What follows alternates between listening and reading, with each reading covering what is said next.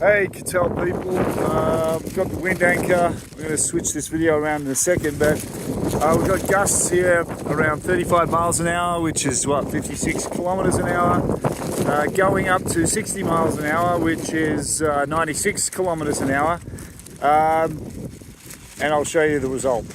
Okay, hopefully you can hear, but got pretty gusty winds. There's already a tear in the fly, which I'm not very happy with. So that's a big negative. That was just within 5 minutes of setting up.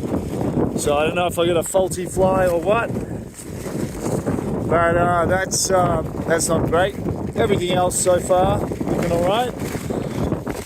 Get inside the tent, which, gee whiz, this wind is crazy. My hands are freezing. Thankfully no snow where I'm at. I'm at lower levels, but it is bloody cold. Alright. So we'll get inside. Okay, so inside the tent.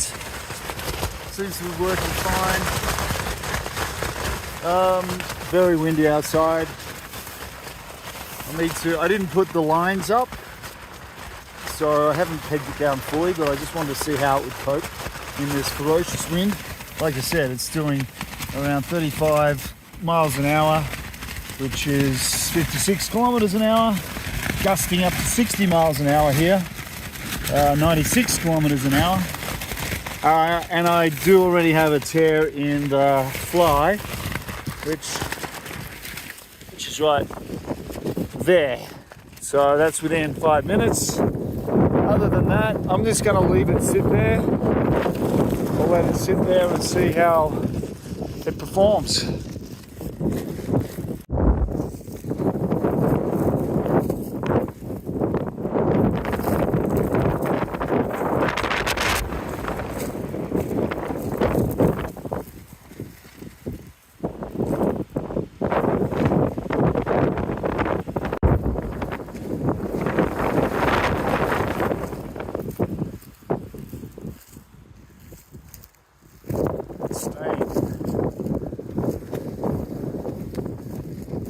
So even though I haven't tied it in properly, it's still maintaining position. It is distorting,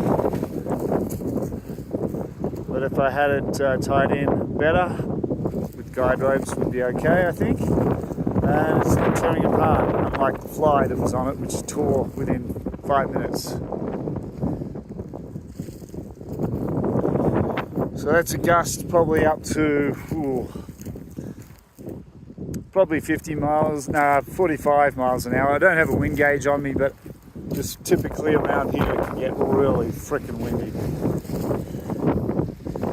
So we can see the tent pole has bent in the wind, which is, I guess, expected. But I'll bend those back. The tent held up. I think it did all right. But the fly, not so much. So I'll go over this in more detail and keep you posted.